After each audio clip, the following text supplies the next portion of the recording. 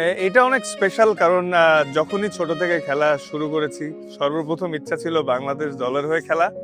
তো এরপরে ইচ্ছা জাতীয় দলে ডেবু হওয়ার পরে ইচ্ছা ছিল ওয়ার্ল্ড কাপ খেলা। তো আল্লাহর কাছে অনেক শুক্রিয়া যে বেশ কিছু ওয়ার্ল্ড কাপ খেলার সুযোগ হয়েছে এবং আরো একটি আপকামিং ওয়ার্ল্ড কাপ আসতেছে।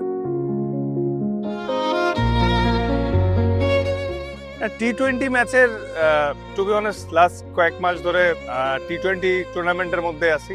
তো আল্লাহর রহমতে অনেকটা ভালো অবস্থায় আছি। তো আশা করছি ইমপ্রুভমেন্টটার ধারাটা নিয়ে যাব। তো সামনে তো world cup, definitely tough competition হবে। যেভাবে নিজেকে আমার সবসময় লক্ষ্য থাকে টিমের কন্ট্রিবিউশন, টিম জিতার পিছনে যাতে আমার কন্ট্রিবিউশন থাকে। তো চেষ্টা করব যাতে নিজের ইমপ্রুভমেন্টের জায়গাগুলো আরো শার্প করতে পারি দ্রুত এই বিপিএল নিয়ে।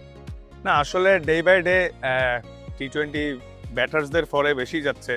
তো execution, variation, game plan, game awareness এগুলো সবসময় এক এক অপোনেন্টের সাথে এক এক জায়গায় কন্ডিশনের সাথে অ্যাডজাস্ট করতে হয়।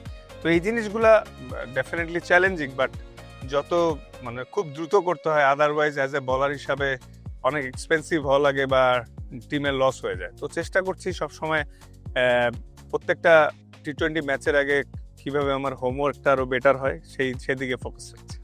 আধুনিক টি-20তে ব্যাটসম্যানদের বিপক্ষে সবচেয়ে বড় চ্যালেঞ্জ হচ্ছে এক্সিকিউশন করা। কারণ এক্সিকিউশন মিস হইলেই দেখা গেছে তারা বাউন্ডারি মারছে এবং আসলে এত ভালো উইকেট হয় মোস্ট অফ দ্য টাইম। তো দেখা গেছে যে ব্যাটসম্যানরা সবসময় মারমুখী থাকে এবং বাউন্ডারি বা স্কোরিং করার ট্রাই করে। তো এই জন্য এক্সিকিউশন মিস হইলে আসলে রেহাই নেই। মাঠে নামার আগে প্রত্যেকটা ম্যাচের আগেই চাই যে সর্বোচ্চটা দেওয়া এবং নিজেকে বিলিভ করাই যে yes I can do it.